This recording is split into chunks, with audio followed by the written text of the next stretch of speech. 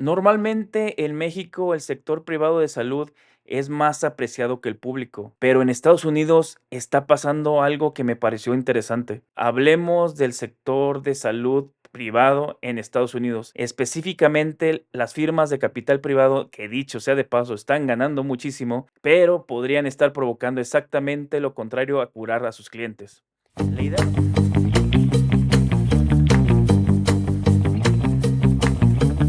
La idea básica del sector privado es que toman control de una empresa por un tiempo relativamente corto, hacen algunos cambios, revenden la compañía y ¡boom! Obtienen ganancias. Para lograrlo, recortan costos donde pueden, lo que a menudo resulta en pérdida de empleos, productos de mala calidad, peor servicio al cliente e incluso precios más altos, a pesar de todo lo anterior. A diferencia de las empresas que cotizan en bolsa, las firmas de capital privado no venden acciones ni están obligadas a reportar tanta información. Con todo esto, el crecimiento impresionante del capital privado en casi todos los sectores de la economía es visto como un problema por muchas personas.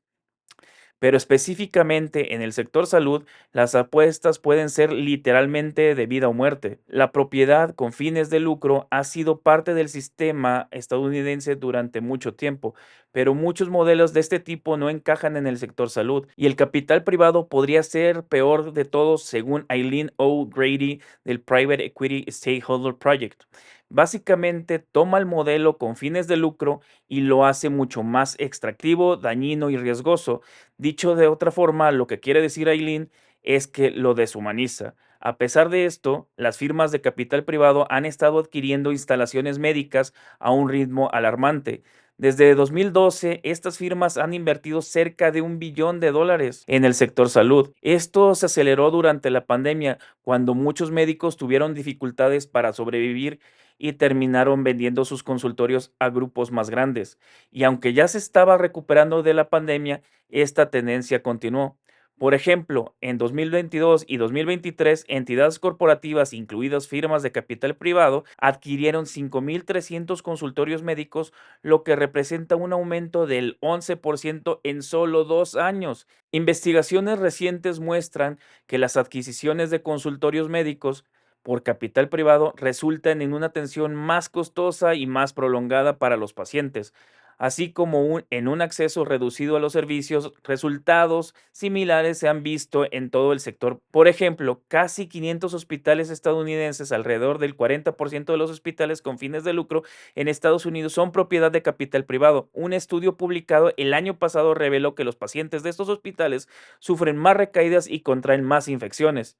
Además, otro estudio reciente muestra que tras la adquisición por parte del capital privado, hacen que los recursos de los hospitales disminuyan significativamente, dejándolos menos preparados para cuidar a los pacientes. Las residencias de ancianos también han sido absorbidas por capital privado. Un estudio del 2021 encontró que ingresar en una residencia de ancianos propiedad de capital privado aumenta las probabilidades de morir en un 10%. Sin embargo, quizá la mayor atención se ha centrado en cómo el capital privado ha afectado los servicios de emergencia. Al menos el 40% de los servicios de emergencia hospitalarios en Estados Unidos están gestionados por empresas de personal médico con fines de lucro.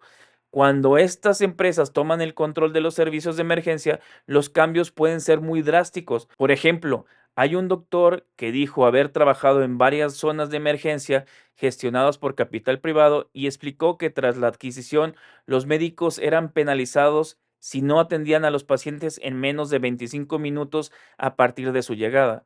En un caso se apresuró tanto para cumplir el tiempo que no se dio cuenta de que el paciente tenía un historial extenso de abuso de alcohol, lo que llevó a pruebas equivocadas y finalmente a la muerte del paciente en la unidad de cuidados intensivos 2 días después. El doctor dijo que la calidad de la atención había empeorado en todo, desde esguinces leves hasta heridas de bala y ataques cardíacos, y mencionó que todos sus colegas estaban experimentando lo mismo.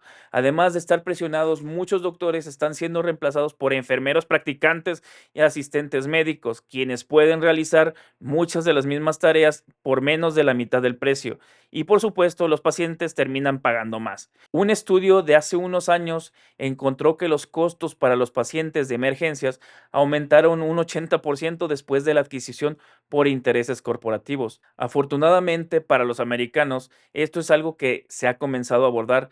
En 2020, el Congreso de Estados Unidos aprobó la ley No Surprises, que entró en vigor en enero del 2022. Esta ley evita que los pacientes reciban facturas de servicio fuera de la red en caso de emergencias, incluso si la atención fue brindada en una instalación por un médico fuera de la red sin su consentimiento o consentimiento. Sin embargo, se ha reportado que algunos proveedores están buscando la manera de eludir esta ley.